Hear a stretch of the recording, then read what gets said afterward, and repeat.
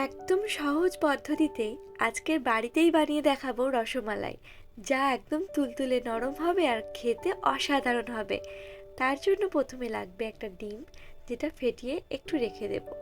এখানে আমি dry milk নিয়েছি 2 কাপ। হ্যাঁ, আজকে ড্রাই মিল্ক দিয়েই রসমালাই হবে। আর দিয়েছি 1 চামচ বেকিং সোডা আর 1 চামচ ঘি। এটা একটু ভালো করে মাখিয়ে নেব বা মিক্সড করে নেব। মিক্সড করার পরে ওই ডিম ফেটানোটা দিয়ে দিলাম। এটা ভালো করে মাখিয়ে নেব। মাখিয়ে নিতে নিতে দেখতে হবে যে বাটির থেকে উঠে আসছে, ব্যাস বুঝে যাবে যে হয়ে গেছে।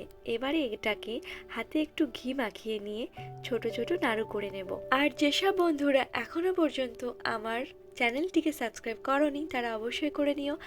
আর পাশে থাকা বেল আইকনটি অবশ্যই প্রেস করে দিও, যাতে আমার নতুন নতুন ভিডিওগুলোর নোটিফিকেশনস তোমাদের ফোনে চলে যায়। তো দেখতেই পেলে এখানে সবকটাই গোল্লা গোল্লা বানিয়ে নিলাম। প্রায় 10-12খানা হয়েইছে। আর এখানে আমি 1 লিটার দুধ জাল দিয়ে রেখেছিলাম, সেটা দিয়ে দিলাম।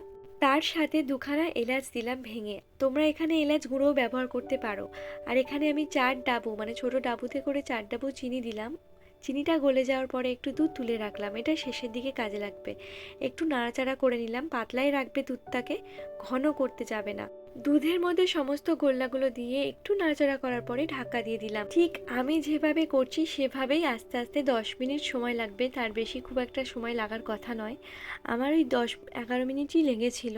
আমি ঠিক যেমনভাবে ভিডিওতে দেখাচ্ছি ঠিক এইভাবে করবে, দেখবে যে তোমরাও বাড়িতে কত সহজভাবে রসমালাই বানাতে পারছো। একদম নরম তুলতুলে, খেতেও খুব সুন্দর হবে। এই উইন্টারে আমরা খাওয়ার শেষ পাতে একটু মিষ্টি খেয়েই থাকি, তা যদি এমন রসমালাই হয় আর কিছু বলার থাকে কি।